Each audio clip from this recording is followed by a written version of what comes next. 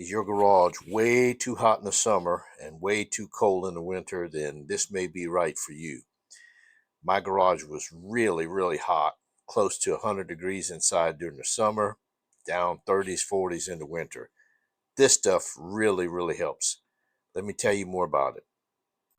Okay, this stuff's designed to work with garage doors. You can buy it at your local hardware store, Lowe's, Depot, whichever. It's designed to be flexible so it can fit inside the panels of your garage door. It costs about 70 bucks per pack, and you're going to need one pack per section, about a 10-foot section. So if you got a double garage door, it'll be about $140. Well worth it, let me tell you.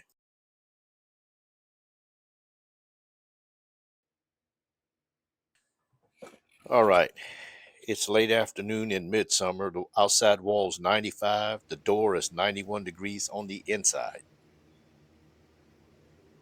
Now you're going to hear some fan noise from time to time. It's just way too hot to work in here without a fan. Now the first thing you want to do is to remove these braces across the garage door because they're just going to be in the way. It's not going to affect using the garage door. It only makes it sag a little bit if it's overhead. Well, we're not using it overhead, so it'll be just fine.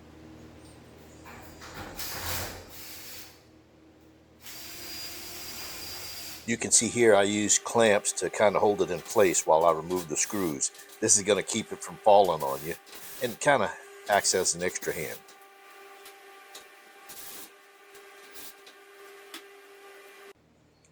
Okay, I took a break and came back after dark because it was just way too hot in that garage to work.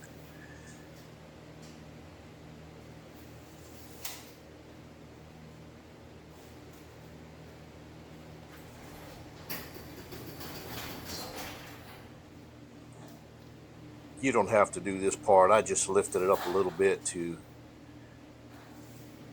make some of these panels more at eye level instead of bending down or reaching overhead.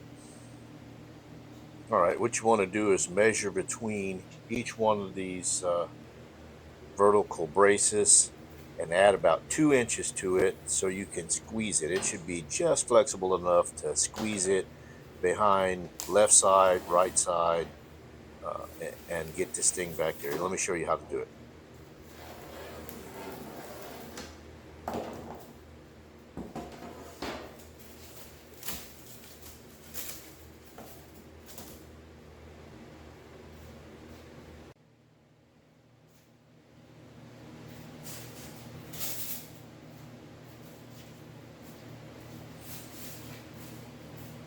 Okay, here are the grooves I was telling you about. Watch how flexible it makes this piece of styrofoam.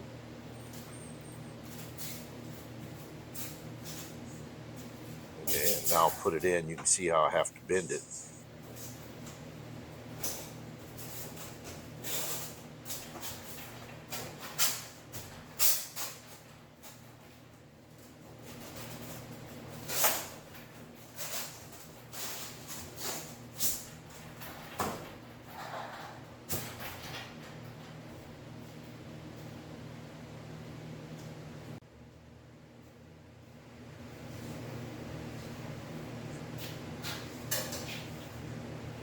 Okay, let me show you the technique again. Measure between the two uprights and add 2 inches.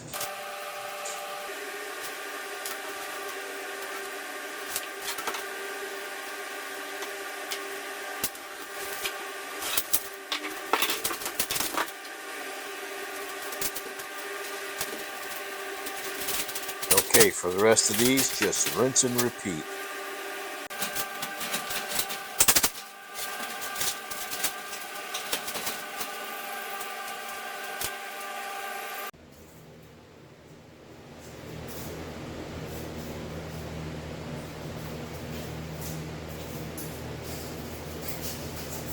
All right, you may run across an issue like this where the door panel is just a little bit wider than the insulation. If that's the case, just cut you a little piece, 1.5, 2 inches, and stick it in the corner, whatever it is that you need to make up the difference. It should work just fine.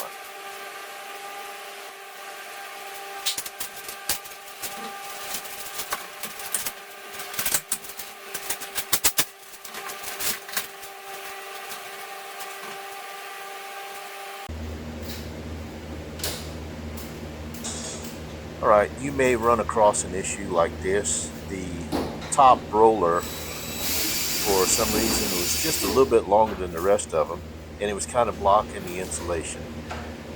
It doesn't have any pressure on it. The cable's not attached to it, so I'm going to back out a couple of the screws and stick the insulation behind it.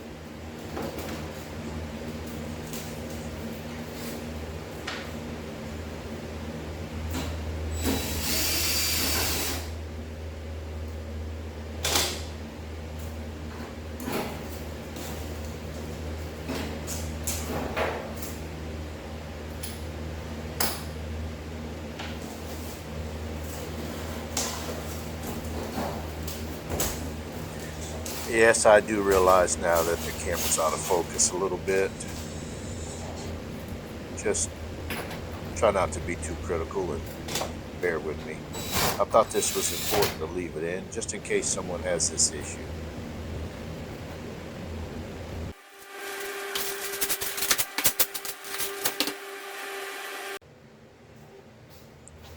Alright, on this piece, I needed really accurate cuts because I wanted to seam these together.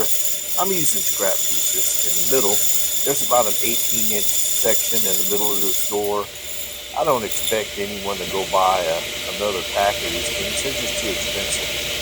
So just use scrap pieces and piece them together. I had no issues doing it.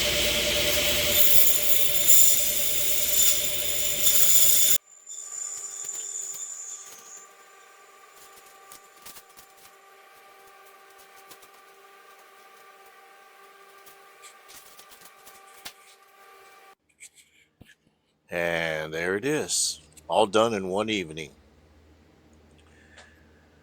All right, it's the next morning. Let's test this out. 108, 109 degrees on the outside.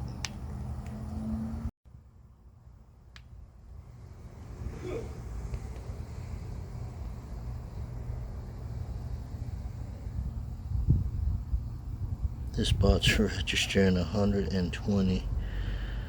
I refuse to believe that. Let's retake that.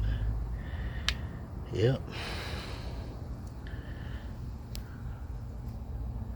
119. 96 degrees on the inside. What a big difference. A huge difference. This outside wall was 98 degrees yesterday. It's 90 now.